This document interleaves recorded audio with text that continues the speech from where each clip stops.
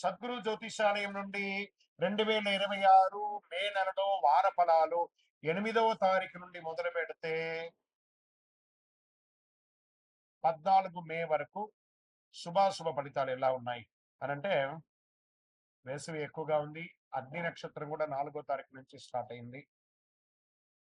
ఎండ తాపడం చాలా తీవ్రంగా ఎలా ఉంది, ఎందుకంటే సూర్యుడు ఇంటికి కుజుడు వచ్చి స్థిరపడుతున్నాడు. మే 10వ తేదీ నుంచి కుజుడు మేషరాశిలో వచ్చి స్థిరపడతాడు. అలా స్థిరపడిన తర్వాత ఎండ చాలా తీవ్రంగా అవుతుంది. కత్తరి ఎండ ప్రారంభం అవుతుంది. కేతు భగవానుడు సింహరాశిలో ఉన్న కాలం అంటారు. ఈ గ్రహ సంయోగం 12 స్థానంలో ఉంది. ఈ సమయంలో చంద్రుడు అనురాధ నక్షత్రంలో తన ప్రయాణాన్ని ప్రారంభించి ధనిష్ట నక్షత్రంలో ముగిస్తాడు ఈ నెలంతా కూడా. జ్యోతిశాస్త్రీయత్యా ద్వాదశ రాశుల్లో 7వ రాశి అయినటువంటి తులారాశి మిత్రులారా, మే 8 నుండి మే 14, 2026 ఈ వారం అంతా కూడా మీకు శుభాశుభ ఫలితాలు ఎలా ఉన్నాయంటే, బ్యాలెన్స్, డిసిషన్స్, డెస్టినీ ఇదే మీకు కనబడుతుంది. 3 కీలక పాత్ర పోషించబోతున్నాయి. శుక్రుడు మీ అధిపతి మిక్స్డ్ రిజల్ట్ ఇస్తున్నాడు. గురు ఆశీర్వాదంగా ఉన్నాడు మీకు అద్భుతంగా. శని కొంత పరీక్షిస్తున్న లైఫ్ బ్యాలెన్స్ చేయగలిగితే రిజల్ట్ మీ వైపే ఉంటుంది ఈ వారం అంతా కూడా. ఏం చేయాలి? బ్యాలెన్స్ చేయాలి. ఉద్యోగంలో, వ్యాపారం అన్నింటిలో బ్యాలెన్స్ మెయింటైన్ చేయాలి. జాబ్ లో చేంజ్ లేదా రోల్ షిఫ్ట్ వచ్చే అవకాశాలు గట్టిగా ఉన్నాయి. కొంత ఇన్స్టేబిలిటీ అనిపించినా ఎండ్ ఆఫ్ ద వీక్ మీరు మళ్ళీ సక్సెస్ అయిపోతారు. ఒకటి పోతే మరింత మంచి దారి తెరుచుకుంటుంది అనే అవకాశం మీకోసం ఎదురు చూస్తూ ఉంటుంది. ఏదో నాకు లే ఆఫ్ అయిపోతుంది, లే ఆఫ్ అయిపోయాని అని బాధపడక్కర్లేదు. వెంటనే సెకండరీ ఓపెనింగ్ స్టార్ట్. ఇంకా ఇన్కమ్ ఫ్లెక్సిబుల్ గా ఉంటుంది. అన్ఎక్స్పెక్టెడ్ గెయిన్స్ కూడా వచ్చొచ్చు. ఫైనాన్షియల్ ప్లానింగ్ చాలా ముఖ్యం కూడా చెప్తుంది. కుటుంబ విషయంలో, రిలేషన్షిప్ లో మిస్అండర్స్టాండింగ్ వచ్చే అవకాశాలు ఉన్నాయి. మీరు బ్యాలెన్స్ మెయింటైన్ చేయాలి. ఈ గో కంట్రోల్ చేయండి. అందులో ఈ తీసేసేయండి. Just go. కుటుంబంతో టుగెదర్ అవ్వండి, సంతోషంగా ఉండండి. రాజకీయంలో మీ మాటకు ఇంపార్టెంట్ ఉంటుంది, కానీ కాన్స్టెన్సీ అవసరం బాగా. వ్యవసాయంలో మోడరేట్ రిజల్ట్ వస్తుంది. ఏమైనా చిన్న చిన్న పనులన్నీ కూడా చేసుకోండి. కావలసిన వనరులంతా సిద్ధంగా చేసుకోండి. కోర్టు కేసులు అన్ఎక్స్పెక్టెడ్ ట్విస్ట్ వచ్చే అవకాశాలు, జాగ్రత్త. సడన్ లాస్ వచ్చే ఛాన్స్ కూడా ఉంటుంది ఈ షేర్ మార్కెట్ లో. జాగ్రత్త. హై రిస్క్ మాత్రం వద్దు షేర్ మార్కెట్ లో. విద్యార్థులు కాన్సన్ట్రేషన్ బాగా ఉండాలి. డిస్టెన్స్ చదువు చేసే వాళ్ళకి బాగా కాన్సన్ట్రేట్ చేయండి. డిస్ట్రాక్షన్స్ అవాయిడ్ చేయండి. ఫోకస్ పెడితే మంచి రిజల్ట్ వస్తుంది విద్యార్థులారా. ఇంకా ఆరోగ్యం పట్ల కొంచెం మీరు జనరల్ చెకప్ ఒకటి చేసుకోండి. ఏదైనా శస్త్రచికిత్స లాంటిది కూడా అయ్యే అవకాశాలు ఉన్నాయి, లేదా మెరుగుపడే అవకాశాలు కూడా ఉన్నాయి. జాగ్రత్త పడండి. ఇంకా పరిహారం అనేటప్పటికీ అమ్మవారిని ప్రార్థన చేయాలి. తెల్ల పువ్వులు సమర్పించాలి. పేదలకు అన్నదానం లాంటివి చేయాలి. ఓం శుక్రాయ నమః లేదా ఓం శ్రీమాత్రే నమః అనే ఒక మంత్రాన్ని చెప్పండి. ఇదొక్కటి మీకు మంచి జరుగుతుంది. తప్పు నిర్ణయం కాదు, ఆలస్యం చేసిన నిర్ణయం కూడా ప్రమాదమే. కాబట్టి జాగ్రత్తగా బ్యాలెన్స్ చేసుకుంటూ చేయండి. విజయం.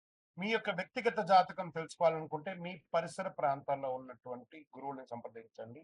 లేదా గురుగారు మీ ద్వారానే మేము జాతకం తెలుసుకోవాలనుకుంటున్నామనంటే మీ పేరు, date of birth, time of birth, place of birth మా యొక్క డిస్ప్లేలో కనబడుతున్నటువంటి నంబర్కి వాట్సాప్ చేయండి, కాల్ చేయండి. మీ అపాయింట్మెంట్ ఫిక్స్ చేసుకోండి. విజయోస్తు. జ్యోతిష్ శాస్త్రం అనేది పడుతున్న వర్షానికి ఒక గొడుగు మాత్రమే కానీ జ్యోతిష్యం జీవితం కాదు. మీరు మిమ్మల్ని నమ్మండి, మీ యొక్క ఇష్టదైవాన్ని, కులదైవాన్ని నమ్మండి.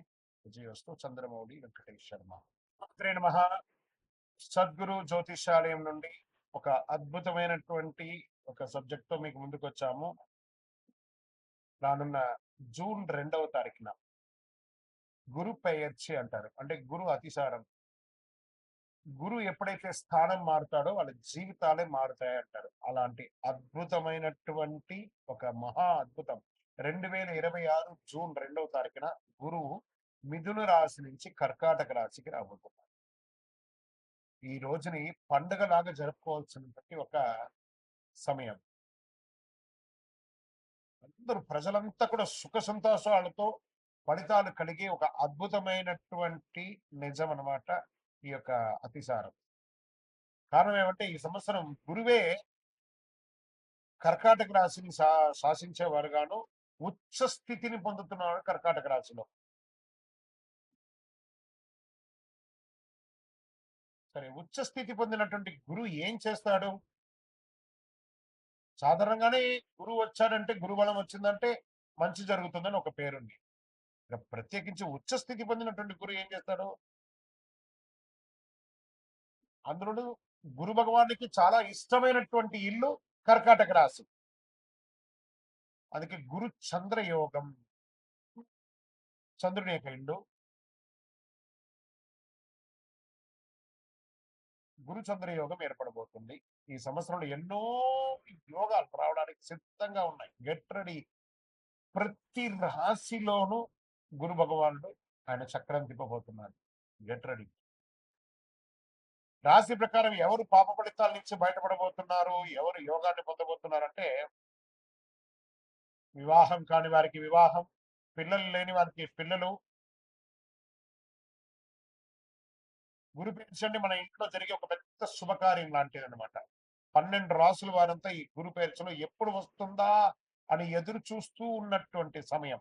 గురు పేర్చి అనేది గురు అతిసారం స్థానం మారే యొక్క అద్భుతమైనటువంటిది. 12 రాసుల వారంతా కూడా ఈ జ్యోతిష్ శాస్త్రంలో గురుబలం ఎప్పుడు వస్తుందయ్యా, మా అమ్మాయికి పెళ్లి చేయాలి, గురుబలం ఎప్పుడు వస్తుందండి, మా కుటుంబంలో సంతాన యోగం కావాలి, గురుబలం ఎప్పుడు వస్తుందండి, వ్యాపార ఉద్యోగం బాగుండాలి అని అడుగుతూ ఉంటారు ప్రతి ఒక్కళ్ళు కూడా జ్యోతిష్ శాస్త్రంని.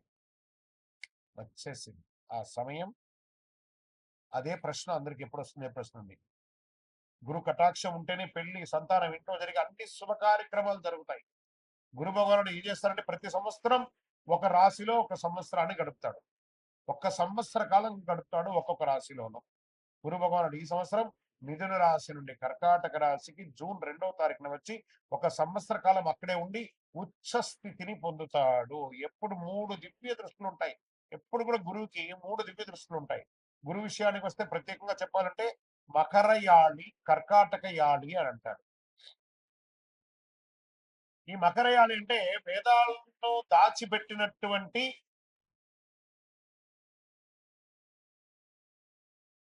స్థలం అని కూడా అర్థం. హిరణ్యాక్షుడు అనే రాక్షసుడు ఏం చేశాడంటే వేదాలను తీసుకెళ్లి భూమిని కూడా తీసుకెళ్లి భూమాతను దాచిపెట్టేశాడు. పురాణంలో చెప్పబడుతుంది మకరయాళిలో.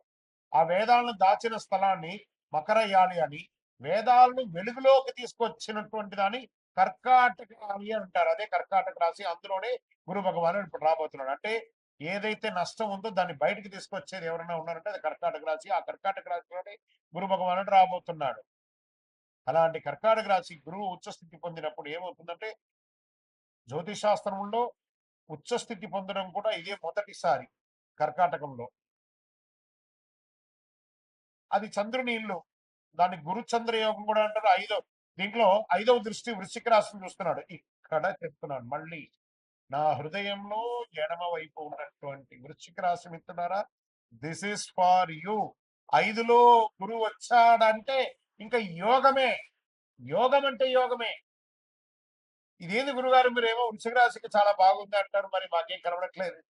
ప్రయత్నం చేయండి. జూన్ 2 తర్వాత చూడండి, పట్టిందల్లా బంగారం. Jackpot jackpot. ఈ ప్రపంచంలో ఎవరైనా వృశ్చిక రాశి వాళ్ళు ఉన్నారంటే వాళ్ళు నా దగ్గర జాతకం తెప్పించుకోవాలి. అంత యోగం జరగబోతుంది. 5లో గురువు మీ జీవితంలో ఒక్కసారి వస్తున్నాడు.